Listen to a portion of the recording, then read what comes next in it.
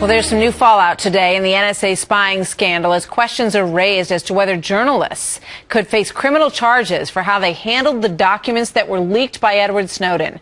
Chief Intelligence Correspondent Herridge is live from Washington on this morning. So, Catherine, what explains this new development here?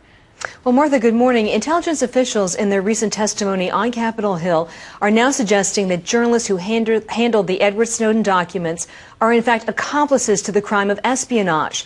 And in this telling exchange with the chairman of the House Intelligence Committee, the FBI Director James Comey said selling access to stolen NSA documents is a crime.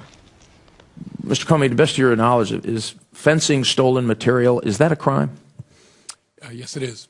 And would be selling the access of classified material that is stolen from the United States government, would that be a crime? It would be.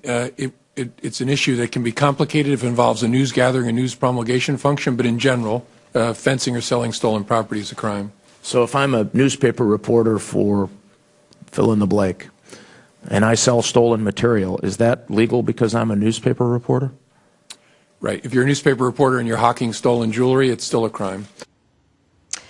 What we can't tell you is whether this is simply a hypothetical at this point or whether there is, in fact, hard evidence that money has been exchanged for access to those leaked NSA documents, Martha. Yeah, I mean, it's the money, clearly, that would make the difference between just covering the story and revealing sources and doing and selling fenced material, as they say. Is there any precedent for charging journalists in a situation like this, Catherine?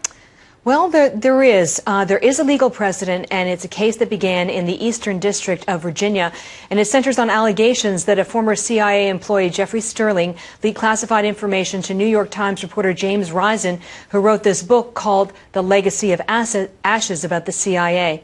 And in count 9 of this indictment, USA versus Sterling, it states that the receipt of classified information is a crime, and it puts the value of those documents at $1 million, and give all of those documents to, quote, any member of the general public not entitled to receive said information, including foreign adversaries, through the publication, distribution, and delivery of a book for retail sale in the Eastern District of Virginia. So in layman's terms, what they're alleging here is mail fraud, and that there's the unauthorized distribution of this material just simply in the publication and purchase of that book, Martha. Interesting to see if there's any implications from that in this NSA story. Catherine, thank you very much.